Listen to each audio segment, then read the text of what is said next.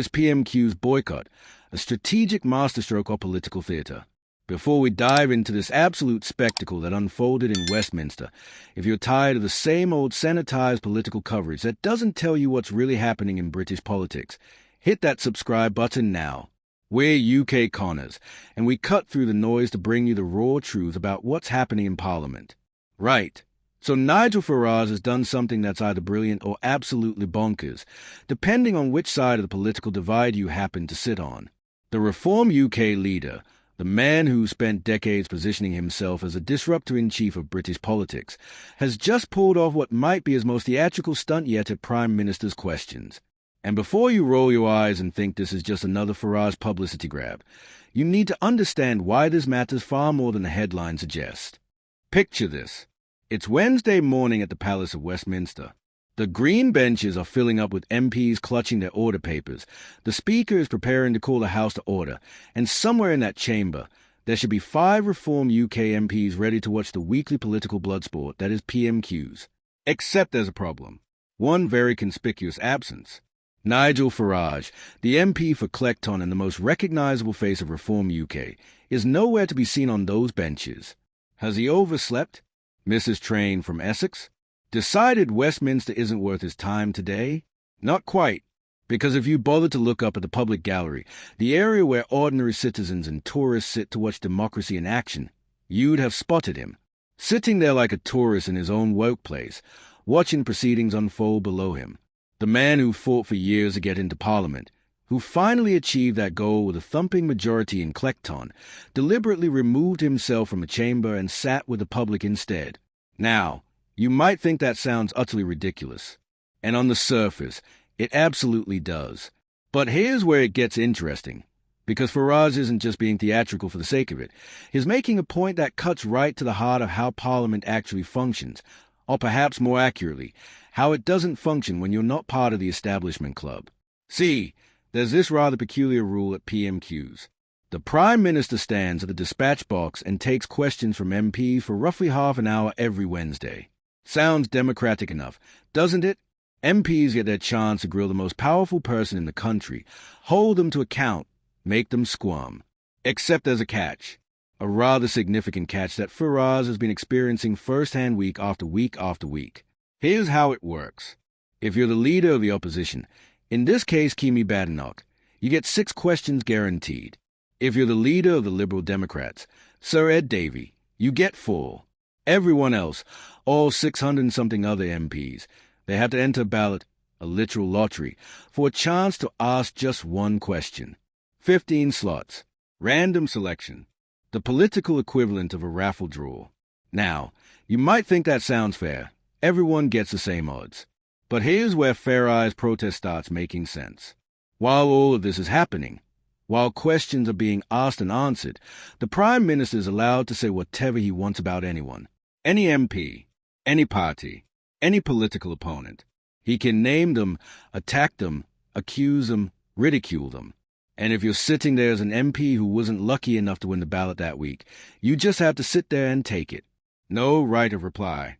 No opportunity to defend yourself. No chance to set the record straight. You're just a spectator in your own supposed workplace. And this is precisely what's been happening to Farage. Week after week, Sir Keir Starmer has been taking aim at Reform UK from the dispatch box. Not subtle digs. Not gentle ribbing. We're talking about being branded Kremlin cronies sowing division. That's not banter. That's a serious accusation.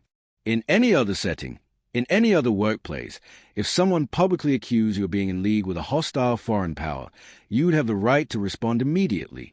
But at PMQs, if your name doesn't come up in that ballot, you just sit there in silence while Prime Minister, backed by hundreds of Labour MPs jeering and cheering, tears strips off you for the cameras.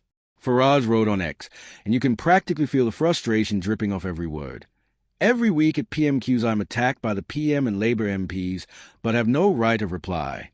I am just a mere spectator. So I have decided to spectate from the public gallery today instead. Now, let's be clear about what's happening here strategically. This isn't just a tantrum from a politician who can't handle criticism. Farage has been in the game long enough to have developed a rhinoceros thick skin when it comes to political attacks. This is a calculated move designed to highlight what he sees as a fundamental unfairness in how Parliament operates, and more specifically, how smaller parties are treated within the system. Reform UK has 5 MPs. 5. The same number as the Green Party. 1 more than Plaid Cymru. They are a minor party by parliamentary standards, despite what the opinion polls might suggest about their popularity in the country. And those 5 MPs have the same access to asking questions as any other backbencher, which is to say, virtually none unless they get lucky in the weekly raffle. But here's where Farage's complaint becomes particularly pointed. While Reform might only have 5 MPs, something rather extraordinary has been happening in the opinion polls. Reform UK is consistently, and I mean consistently, leading national polling. Not just doing well, not just competitive, leading, ahead of the Conservatives, ahead of Labour in some surveys. Now, you can debate whether those polls are accurate, whether they'll translate to actual votes when it matters, whether the British electoral system would ever allow that polling to convert into parliamentary seats given how first past the post works. But that's not really the point. The point is that Farage leads a party that, according to the data, has become one of the most popular political movements in Britain right now, and yet in Parliament, he's got less speaking time than an MP representing a constituency of 70,000 people who happened to win the ballot that week. Think about the optics of that for a moment. The leader of a party polling ahead of the government can be attacked, by name, by the Prime Minister of the United Kingdom during the most watched parliamentary session of the week, broadcast live on television, clipped endlessly on social media, and he has no guaranteed mechanism to respond. He just has to hope his name comes up in the lottery. And if it doesn't, well, tough luck. Sit there and take it, week after week, which is exactly what Farage has happened again last week. Yet another set of exchanges where he was mentioned but can't respond. His conclusion? There is not much point me even being there. So, he stopped being there. Or rather, he stayed there physically, but removed himself from the space where MPs sit.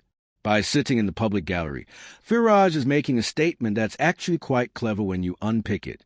His saying, if I'm going to be treated as nothing more than a spectator, then I'll literally be a spectator.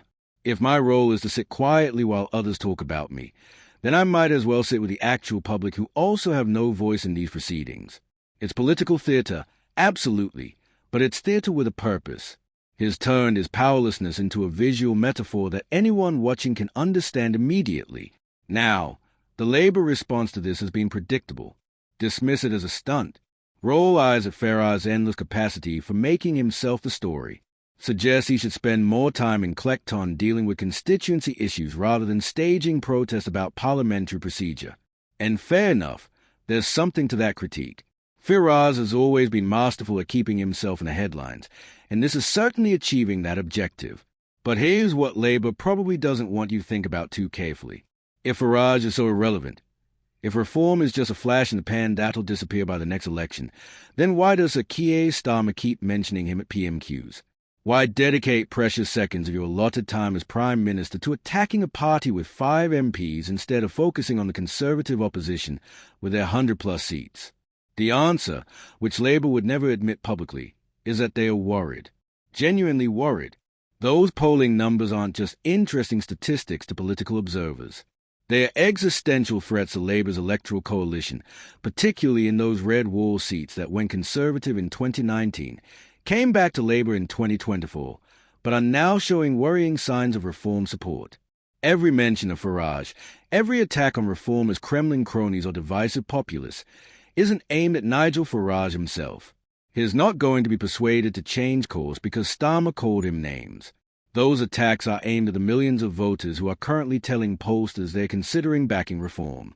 Labour is trying to make those voters uncomfortable with their choice to associate reform with something dangerous and foreign and UN British. And by not allowing Farage to respond, they get to make those attacks without challenge, at least during PMQs itself. Which brings us to the broader question. Is the current system fair? Should the leader of a party polling at 20+% nationally have the same access to PMQs as any random backbencher? There's no obvious answer because both sides of this argument have merit. On one hand, Parliament is built on the principle of constituency representation. Every MP represents roughly the same number of people, so every MP should theoretically have equal access to holding the government to account. The ballot system for PMQ's questions is meant to ensure that backbenchers, not just party leaders, get their moment in the spotlight. It's actually quite a democratic system in that sense. On the other hand, we live in a modern media age where parliamentary theater matters far less than it once did, and where party politics dominates everything. The public doesn't think in terms of individual MPs asking individual questions. They think in terms of party leaders clashing, of political movements rising and falling. And in that context, having a party leader who can be attacked but not respond does seem fundamentally unfair. What makes this particularly spicy is that Farage knows exactly how to exploit the situation for maximum political benefit. He's not quietly writing letters to the Speaker requesting procedural changes. He's not working through proper channels to propose reforms to standing orders. He's doing what Farage has always done best, creating a visual, media-friendly moment that encapsulates his broader message. Look at me, sitting with the ordinary people, while the establishment below carries on without me. It's pure Farage, the perpetual outsider, even now that is technically an insider, the man of the people, even though he is now one of the 650 elected representatives. And the really frustrating thing, if you're Labour or the Conservatives trying to diminish him, is that it works. We're talking about it right now. You're watching a video about it. It'll be clipped and shared thousands of times across social media. But let's also be honest about something else. Farage is hardly the first MP to face this situation. Every backbencher, from every party, goes through the same experience of being mentioned in debate and not getting a chance to respond immediately. That's how Parliament works. It's frustrating, it's imperfect, but it's a system. The difference is that most backbenchers don't have Farage's profile, his media savvy, or his willingness to turn everything into a confrontation with the establishment. A Labour backbencher from Yorkshire might get mentioned in a debate and not get a chance to respond, but they are not going to stage a protest about it because they understand that's just how the game is played. Farage, however, has built his entire political career on not playing by the established rules, on pointing out when those rules seem absurd or unfair, and on turning his frustration with the system into content that resonates with voters who share that frustration. The timing of this protest is also worth noting. This comes at a moment when reform is riding genuinely high in the polls, when there's increasing chatter about whether they could actually win seats at the next election, real seats, not just the 5 they currently hold. There's a sense that British politics might be going through one of those realignment moments that happens once in a generation. Labour won a massive majority in 2024, but their vote share was actually quite modest. The Conservatives collapsed. The Liberal Democrats picked up seats in their traditional areas, and Reform, despite only winning 5 seats, came second in dozens of constituencies. The electoral map is fractured in a way it hasn't been for decades. And in that context, being able to set the narrative, to position yourself as the outsider being silenced by the establishment, that's valuable political currency. So where does this go from here? Does Farage continue his public gallery protest every week? Does the Speaker